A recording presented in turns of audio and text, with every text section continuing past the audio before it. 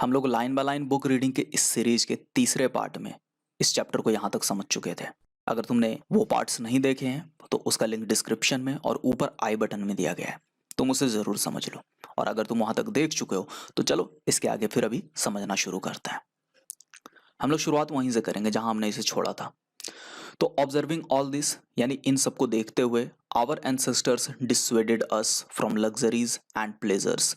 किन चीज़ों को देखते हुए, किन चीज़ों को ऑब्जर्व करते हुए, इसमें कुछ कुछ चीज़ों का जिक्र आया था हमारे पिछले पार्ट में, जैसे कि mind is a restless bird, मन जो है वो एक बेचैन पक्षी की तरह होता है। दूसरी तरफ की केवल खुशी जो है वो पैसों के ऊपर निर्भर नहीं करती।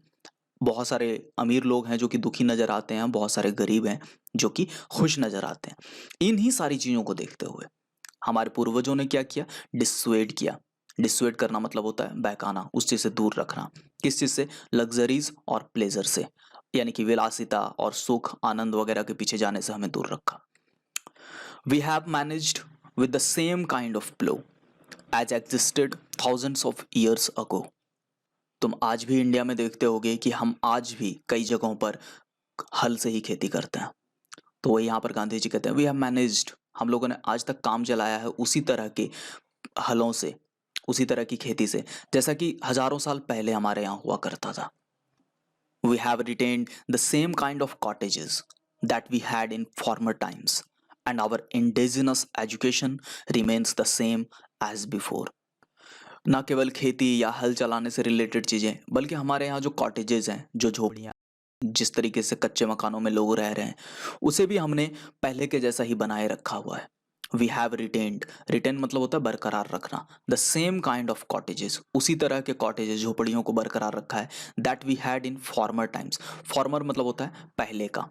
ओके, तो पहले के समय में जैसा हमारे पास होता था घर वगैरह, जैसी झोपड़ियाँ होती थी, वैसा ही हमने अभी भी बरकरार रखा है। And our indigenous education, indigenous कहा जाता है जो कि स्वदेशी हो, ठीक है, जो देश में बना हुआ हो। तो इंडिजिनस एजुकेशन सिस्टम, तो एजुकेशन सिस्टम यानी कि हमारे यहाँ की शिक्षा व्यवस्था, वो जो है वो आज भी पहले के जैसी ही है। Remains the same as before, remain मतलब होता है बने रहना, और बिफोर यानी पहले जैसा। We have had no system of life according competition, each followed his own occupation और trade and charged a regular wage. यहाँ कही जा रही है कि we have had no system of life according competition. Competition यानी प्रतियोगिता, और लाइफ कोरोडिंग यानी कि जो कि जीवन का क्षरण करने वाली हो। कोरोडिंग मतलब होता है क्षरण करने वाला, जो कि उसको कम करने वाला हो। We have had no system, हमारे पास ऐसा कोई सिस्टम नहीं था जो कि जीवन का क्षरण करता हो। ऐसा कोई कंपटीशन नहीं था हमारे यहाँ।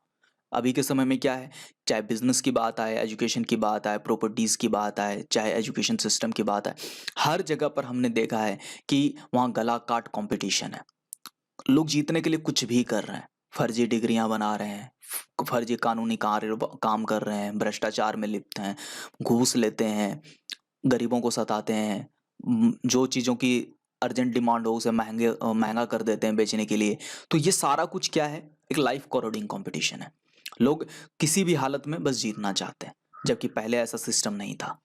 हर इंसान each followed his own occupation, वो अपने व्यवसाय का पालन करता था, वो अपने व्यवसाय का अनुसरण करता था, उसका अपना एक तयशुदा पेशा था। कि किसान है तो उसे खेती से मतलब है, उसे दुनियादारी से कोई मतलब नहीं है। कोई अगर कपड़े से रिलेटेड काम कर रहा है तो वो कपड़े से रिलेटेड ही काम करेगा, वो ये नहीं देखेगा कि इस चीज़ में ज़्यादा धंधा हो रहा है तो इसी में चलो घुस जाते हैं, इस चीज़ में ज़्यादा फायदा है तो इसी में घुस जाते हैं। या उसका जो भी व्यापार था वो वही व्यापार करता था। और चार्ज मतलब होता है वसूलना। यहाँ पर चार्ज, एक हमारे पास पहले भी एक चार्ज शब्द आया, उसका मतलब था आरोप लगाना, और यहाँ पर चार्ज का मतलब है वसूलना, उससे पैसा लेना। जैसे कितना पैसा चार्ज किया उन्होंने।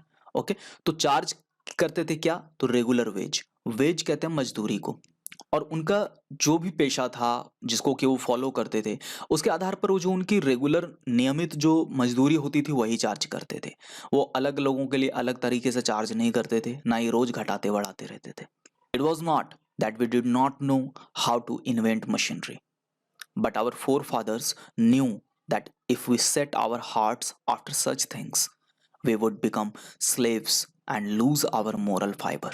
यहाँ गांधी जी कहते हैं क्या कि इन सारी चीज़ों को अपनाने का क्या कारण था? क्या कारण था कि हम लोग पहले के जैसा ही हल चला रहे थे, पहले के जैसे ही झोपड़ियों में रह रहे थे, पहले की तरह ही लोगों का पेशा था।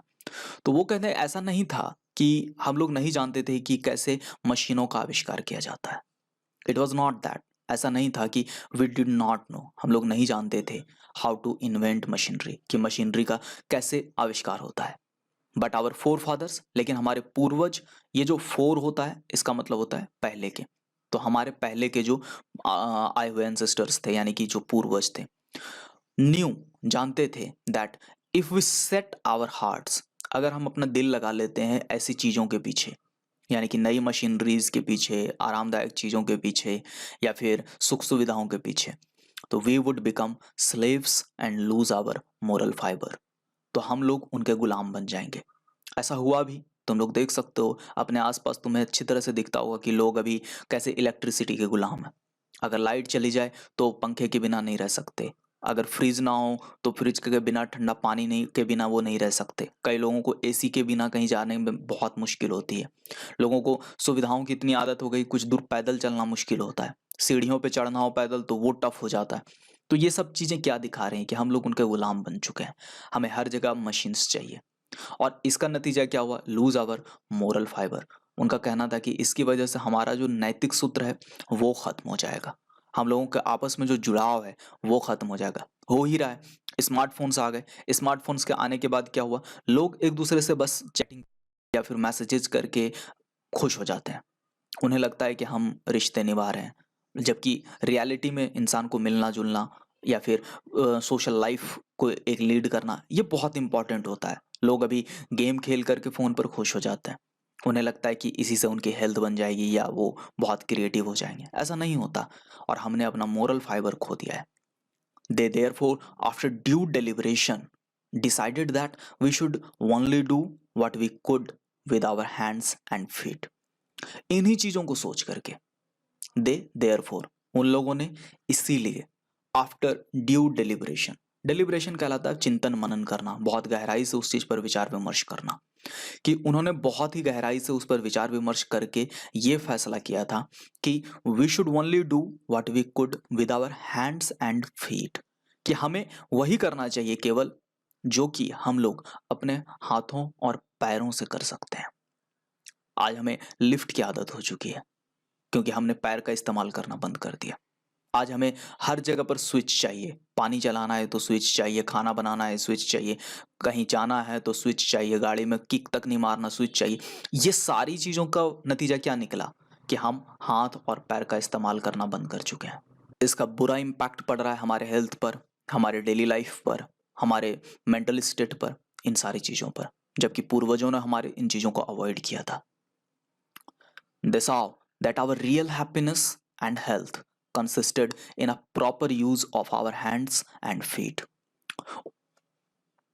उन्होंने देखा कि हमारी असली खुशी जो है, they saw, उन्होंने देखा कि our real happiness, हमारी असली खुशी, और हमारा स्वास्थ्य, consist मतलब होता है निहित होना, उस चीज से जुड़ा होना।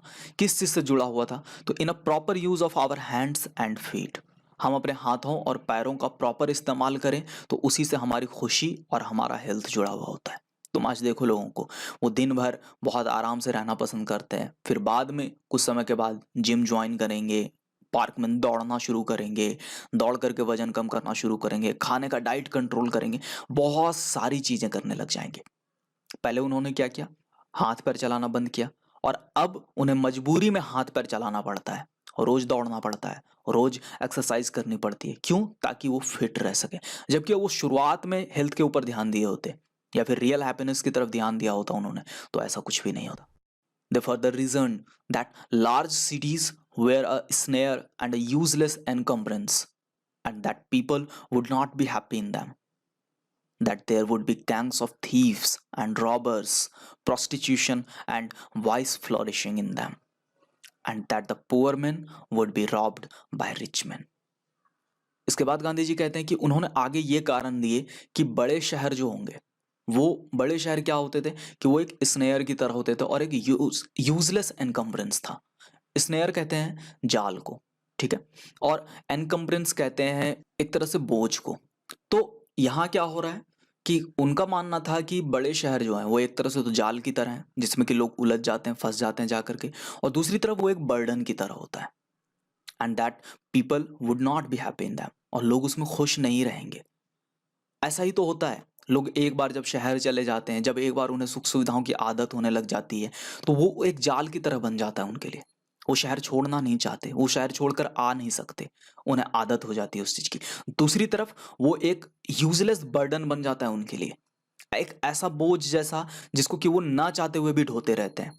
उन्हें आदत हो जाती है स्टेटस को दिखाने की, उन्हें आदत हो जाती है अपने पहनावे को दिखाने की, अपने रहन सहन का स्टैंडर्ड शो ऑफ करने का, और फिर नतीजा ये होता है कि वो जिंदगी भर उसमें उलझ जाते हैं और कभी खुश नहीं हो पाते।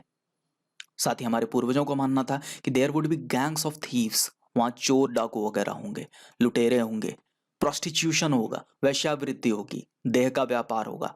आज तक तुमने कभी गांव में सुना कि हाँ यहाँ पर एक पर्टिकुलर ठिकाना है जहाँ पर कि देह व्यापार होता है, जहाँ लड़कियां बैठती हैं या लड़के बैठते हैं और वहां पर लोग एक दूसरे की खरीद फरोख्त करते हैं? ऐसा नहीं होता। लेकिन शहरों में तुम जाओ, लगभग हर शहर में कोई ना कोई मार्केट तुम्हें दिखेगा जहाँ की पर्टिकुलरली इस चीज का धंधा होता है, and vice flourishing in them, और ये सारी चीजें बढ़ती जाती हैं। चोर लुटेरे डाकू वगैरह भी बढ़ते हैं, ये देह व्यापार वेश्यावृत्ति ये बढ़ती है। इन सारी चीजों की वजह से एक तो पहले समाज में पूरी अनैतिकता फैलती है, दूसरी तरफ एक और चीज होती है कि गरीब लोग जो होते हैं वो हमेशा ही अमीरों के द्वारा लूटे जाते हैं। जब उन्हें जरूरत होती है थोड़ा सा कर्ज देते हैं और ब्याज जोड़ करके उसे बहुत लंबा चौड़ा बना देते हैं। They were therefore satisfied with small villages, और इन्हीं चीजों को देखते हुए हमारे जो पूर्वज थे देयरफॉर सेटिस्फाइड, संतुष्ट थे किन चीजों से? स्मॉल विलेजेस से, छोटे गांवों से संतुष्ट थे वो। उन्हें बहुत ज्यादा बड़े शहरों की जरूरत नहीं थी। They saw that kings and their swords were inferior to the swords of ethics, and they therefore held the sovereigns of the earth to be inferior to the rishis and the fakirs. हमारे पूर्वजों ने देखा था कि राजा लोग जो होते हैं और उनकी जो तलवारें होती हैं वो हमेशा ही नीतियों की तलवार के आगे कमतर होती थी। इंफीरियर मतलब होता है उससे कम होना। अब यहां पर क्या कहा जा रहा है कि नीति की तलवार, कोई भी जो फैसला होता था राजा वगैरह का वो एक सभा में बैठ करके लिया जाता था। वहां पर बहुत सारे मंत्री होते थे, बहुत सारे विद्वान होते थे, बहुत सारे लोग मिल करके वो निर्णय करते थे कि हाँ ये सही हो या गलत है। राजा कितना ही बड़ा हो, चाहे उसके पास कितनी ही तलवारें हो, कितनी बड़ी सेना हो, लेकिन वो सब नीतियों के आगे कम थे। और इसीलिए क्या होता था, and they therefore held the sovereigns of the earth to be inferior to the rishis and the fakirs. इसीलिए वो लोग धरती के तो मालिक हुआ करते थे, उनकी सत्ता उनके पास होती थी, लेकिन असली में वो लोग भी ऋषि और फकीर जो होते थे उनके अंदर होते थे वो लोग। जब भी कोई राजा कुछ करना चाहता था वो अपने ऋषियों को बुलाता था, कोई भी अगर शासक कुछ करना चाहता था वो फकीरों को बुलाता था, उनसे राय लेता था, इन सारी चीजों के बाद तय करता था कि क्या करना है। A nation with a constitution like this is fitter to teach others than to learn from others. This had courts, lawyers, and doctors, but they were all within bounds. यहाँ पर गांधी जी उस पुराने वाले स्टेटमेंट को लेकर के आते हैं कि भारत पर इल्जाम लगाया जा रहा है कि हम दूसरों से सीखते नहीं हैं, लेकिन एक ऐसा देश जिसका संविधान ऐसा हो, जहाँ की एक राजा भी ऋषि और फकीरों के अंदर रहता हो, उनके कहे के अनुसार चलता हो, उस देश का संविधान अगर ऐसा है तो उस देश से दूसरों को सीखना चाहिए। वो देश सिखाने के ज्यादा लायक है बाकायदा इसके कि वो दूसरों से सीखे।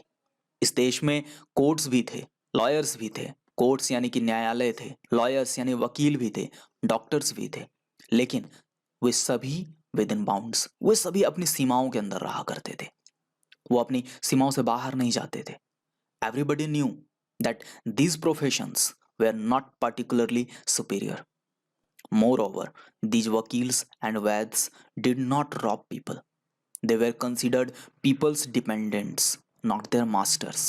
क्या आज के समय में तुमने कभी किसी डॉक्टर को देखा है कि वो लोगों से दबकर काम करता हो? क्या तुमने किसी वकील को देखा इस तरह से? नहीं। पहले के समय में क्या था कि हर इस तरह के प्रोफेशन वाला आदमी जानता था कि वे अपने आप में सुपीरियर नहीं है, लेकिन आज ये सभी प्रोफेशन सुपीरियर हो चुके हैं। लोग डॉक्टरों के आगे हाथ जोड़ते हैं। पहले के समय में डॉक्टर्स गली मोहल्लों में रहा करते थे और आराम से जहां पर भी तबीयत खराब हुई वहां आकर के वो ठीक करके चले जाते थे। इससे भी ज्यादा होता था क्या कि पहले के समय के जो वकील होते थे या वैद्य होते थे वो लोगों को लूटते नहीं थे। और रॉब मीन्स होता है लूटना। वे सभी लोग लोगों पर निर्भर कहलाते थे, उनके मालिक नहीं कहलाते थे। वे सभी को उन सभी को माना जाता था कि ये लोग लोगों पर निर्भर हैं। लोग अगर नहीं कमाएंगे, लोगों की आजीविका सही से नहीं चलेगी तो कौन इन्हें पैसे देगा, कैसे इनका पेट चलेगा। लेकिन अभी के समय में क्या है, तुम कर्ज लेकर इलाज करवाओ लेकिन तुम्हें इलाज तो करवाना ही पड़ेगा। आज डॉक्टर तुम पर डिपेंडेंट नहीं है, तुम डॉक्टर पर डिपेंडेंट हो। आज वकील को पता है कि तुम्हारा जमीन बिक जाए लेकिन उस जमीन का केस लड़ने के लिए तुमको पैसा तो डालना ही पड़ेगा। कुछ ऐसे हालात हैं। वैद्य को पता है तुम चाहे मर जाओ पैसा चुकाते चुकाते, लेकिन तुम्हारा इलाज तो इतना महंगा ही होगा। आज लोग इन पर डिपेंडेंट हो गए, पहले लोग डिपेंडेंट नहीं थे। पहले के समय में justice was tolerable, the ordinary rule was to avoid courts, there were no touts to lure people into them. पहले के समय में न्याय जो था वो टॉलरेबली फेयर था। फेयर मतलब होता है साफ सुथरा। वो ऐसा था जिस पर कि भरोसा किया जा सकता था। पहले के समय में तुम्हें पता होगा कि पंचायतें हुआ करती थी, बहुत सारे फैसले तो ऐसे होते थे जिनको कोर्ट जाने की जरूरत ही नहीं पड़ती थी। वो गांव में ही पंच बैठते थे और सभी लोग मिल करके फैसला कर लेते थे। ऑर्डिनरी रूल हुआ करता था कि कोर्ट्स को अवॉइड किया जाए, हमें कोर्ट कचहरी ना जाना पड़े। और ना ही उस समय कोई टाउट्स कहते हैं बिचौलियों को, जो कि दलाल होते हैं बीच में, जो कि लोगों को उकसा करके ल्योर पीपल, ल्योर मतलब होता है यही लालच देना, उकसाना, बहकाना, पीपल इनटू दैम। उस समय कोई भी ऐसा दलाल नहीं होता था जो लोगों को बहला फुसला करके कोर्ट कचहरी में ले जा सके। This evil too was noticeable only in and around capitals. The common people lived independently and followed their agricultural occupation. They enjoyed true home rule. और ये जो बुराई थी लोगों को ये दलालों के द्वारा बहका करके कचहरी वगैरह ले जाना, केस मुकदमे में बढ़वा देने वाला, ये भी तुम्हें गौर कर सकते थे तुम कि केवल ये राजधानियों वगैरह में देखने को मिलता था या उसी के आसपास देखने को मिलता था। Common people lived independently and followed there agricultural occupation. जो आम लोग थे वो जो कि शहरों में नहीं रहा करते थे, वो एकदम आज़ादी से रहा करते थे और वो अपने जो कृषि वाले व्यवसाय था, कल्चरल ऑक्यूपेशन, उसको वो पालन किया करते थे।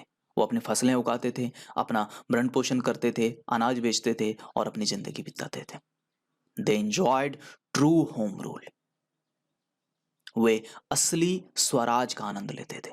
स्वराज, होम रूल यानी कि खुद पर अपना शासन होना, किसी चीज का नहीं। किसी चीज का मतलब कि हम किसी के गुलाम नहीं है। गुलाम मतलब किसी आदमी के गुलाम नहीं, बल्कि किसी सामान के गुलाम, किसी आदत के गुलाम, किसी गलत लत का गुलाम। इन चीजों के नहीं गुलाम थे हम, सुख सुविधाओं के गुलाम नहीं थे। इसलिए ट्रू होम रूल था, स्वराज था अपना। जब चाहते खुले आसमान में सो सकते थे, जब चाहते हम धूप सेंक सकते थे, जब चाहते खुली हवा में बैठ सकते थे, जब चाहते ताजा पानी पी सकते थे, जब चाहते खेत से उखाड़ कर कुछ खा सकते थे, पेड़ से तोड़कर फल खा सकते थे, ताजी सब्जियां खा सकते थे। उस समय गर्मी परेशान नहीं करती थी, उस समय पैदल चलना भारी नहीं लगता था, हमारी खुशी हमारे हाथों में निहित हुआ करती थी। इसके बाद तुम्हारा कुछ क्वेश्चन आंसर्स हैं। इन सारे क्वेश्चन आंसर्स को मैं टेलीग्राम चैनल पर दे रहा हूं। अगर तुम टेलीग्राम चैनल से नहीं जुड़े हो तो टेलीग्राम चैनल से जरूर जुड़ो, वहां पर इन सारे क्वेश्चंस के आंसर्स तुम्हें मिल जाएंगे। इसके साथ साथ इस चैप्टर के जितने भी ऑब्जेक्टिव क्वेश्चंस हैं और इस चैप्टर की हिंदी इंग्लिश समरी है वो भी मैंने वहां दे रखा है। टेलीग्राम चैनल का लिंक मैं डिस्क्रिप्शन में दे रहा हूँ, अगर तुम नहीं जुड़े हो तो वहां से जरूर जुड़ जाओ। इसके आगे का जो पार्ट है उसे हम लोग अगले वीडियो में देखेंगे। तब तक अच्छे तरीके से रिवाइज करो। तुम एक प्रैक्टिस जरूर किया करो कि जो हिंदी का समरी दिया गया है तुम्हारा वहां पर पीडीएफ नोट्स में, उसे तुम खुद इंग्लिश में चेंज करने की पहले प्रैक्टिस किया करो। उसके बाद इंग्लिश वाले पीडीएफ से उसको मिलाया करो। तुम्हें पता चलेगा कि हाँ तुम कहाँ पर गलतियां कर रहे हो, कहाँ कहाँ सुधार की जरूरत है, और तुम ये भी जान पाओगे कि कितना तुम अपनी बातों को एक्सप्रेस कर पा रहे हो इंग्लिश में। अगर तुम्हें एक्सप्रेशन में कहीं प्रॉब्लम आ रही है तो तुम रीडिंग कॉम्प्रिहेंशन सीरीज से जरूर जुड़ जाओ। वहां पर अभी तक मैं 20 से ज्यादा स्टोरीज अपलोड कर चुका हूँ। उस सीरीज का फ़ायदा ये मिलेगा कि तुम डेली एक कहानी को हिंदी से इंग्लिश में चेंज करके अपने एक्सप्रेशन की प्रैक्टिस कर पाओगे। उसका लिंक मैं डिस्क्रिप्शन में दे रहा हूँ, उसको ज़रूर फॉलो करो। डेली कम से कम एक कहानी को तुम हिंदी से इंग्लिश में चेंज करो और उसके इंग्लिश पीडीएफ से उसे मिलाकर अपनी गलतियों को सुधारो। धीरे धीरे सब कुछ सुधरता चला जाएगा। मिलता हूँ मैं तुमसे अगले वीडियो में। तब तक अपना ख्याल रखो, खुश रहो, मन लगाकर पढ़ाई करो और कुछ नया सीखते हुए बेहतरीन दिन बिताओ। Bye bye, take care.